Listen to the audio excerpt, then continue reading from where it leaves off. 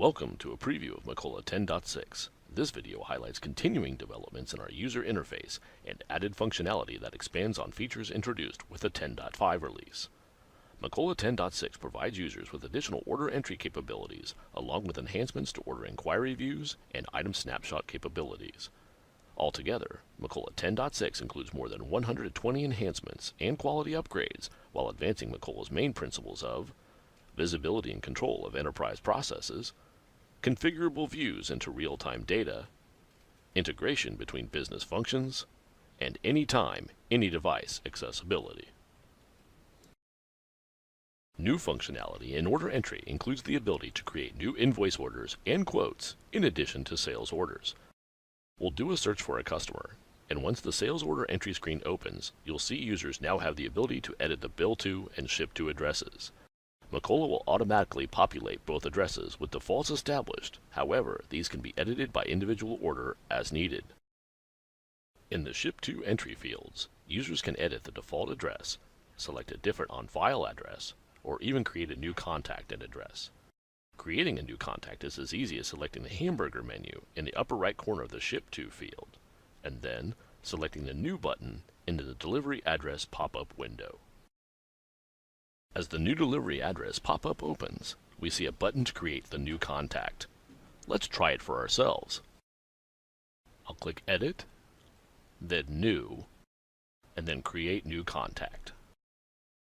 Now, as I input information, note that all fields marked with an asterisk must be completed in order to use the new contact.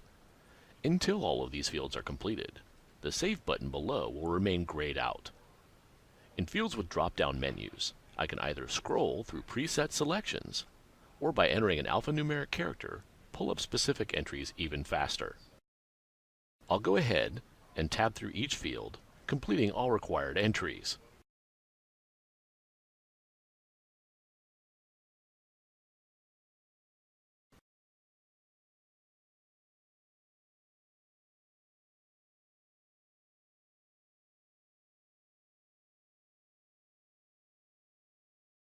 Now you're going to see that I tabbed through and jumped over email, and that's just to show you that when email is enabled, which I'll do now, Macola is going to prompt you for an email address.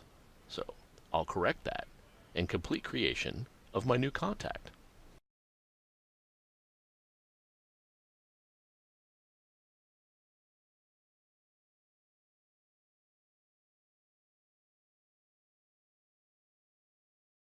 With our new contact created, we can now create the new delivery address.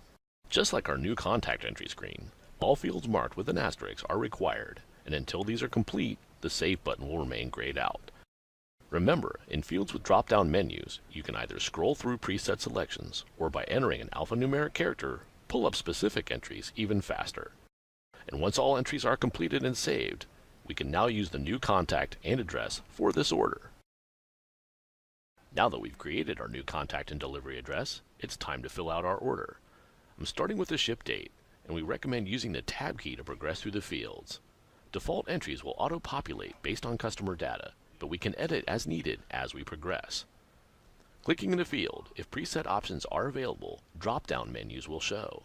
And a good habit here is to type either an A or a 1, and then the drop-down options, if any, are going to display.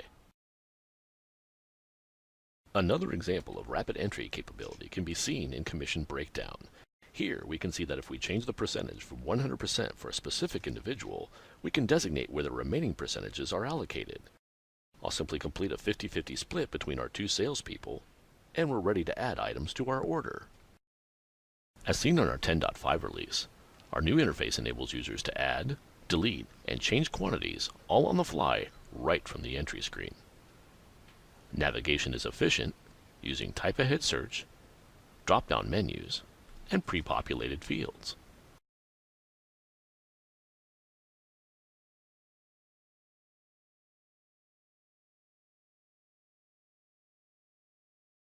As we make additions to our order, note that the quantity ordered and quantity shipped fields automatically update. Now let's see some new 10.6 functionality, the ability to create quotes and invoice orders. I'm going to change my order type to quote, and looking above I can see the quantity to ship field has been updated, and the header now reads Enter New Quote Order. I'll go ahead and submit the quote, and I'll get a confirmation for my newly created quote order. Reopening our quote, we're going to explore the functionality of conversion of quotes to sales orders. With these three buttons, I can delete, edit, or convert the quote to an order. First, I'm going to edit my quote, go to my Items tab, and Review, and here I can make changes as necessary before I actually submit the sales order. Now that my quote has been updated, I'll click Convert to Quote and receive confirmation that I now have an open sales order. Once submitted, we see a confirmation and update screen noting our quote has been converted to a sales order. Along the top is displayed an order timeline, noting the stages completed and those still in process. We also see a new button where we can initiate billing. Clicking the billing button reopens the order and takes us to the General tab on the Edit Sales Order screen. If there are any changes or updates to be made prior to billing, we'd make them now. Once completed, we'll return to our progress bar and can see the activities completed thus far. The bar is capable of displaying all 9 statuses of an order. Opening a different sales order, we can now examine some of the sorting and filtering capabilities that are part of the order entry screens. Here, we're looking at an order entry summary, and in each of the columns, we now have the ability to sort and filter. Note that as you select a column, it'll become highlighted, indicating it is the primary criteria being used.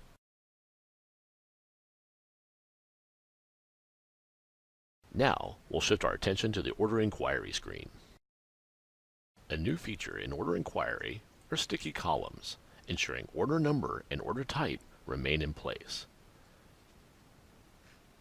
As you can see here, as I move the scroll bar left and right, we are moving between the other columns, but order number and order type remain fixed. Additionally, as the user selects a column for sorting, that column becomes highlighted, indicating that it is the primary search criteria being used.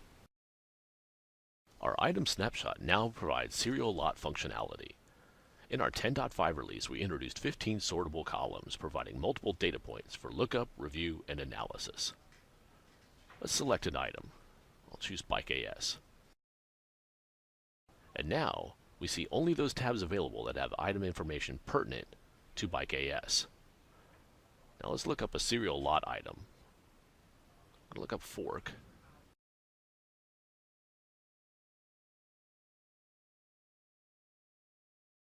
Now I can look down to the Serial Lot tab, and I can even look up a specific part number.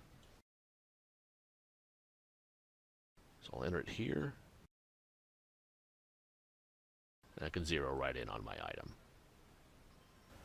Macola 10.6 accelerates the sales order experience with faster and more efficient order entry, enhanced distribution, inventory, and supply chain management capabilities, and powerful integration and customization via redesigned API web services. For a complete list of enhancements and quality upgrades, please visit us on the web at Macola.com.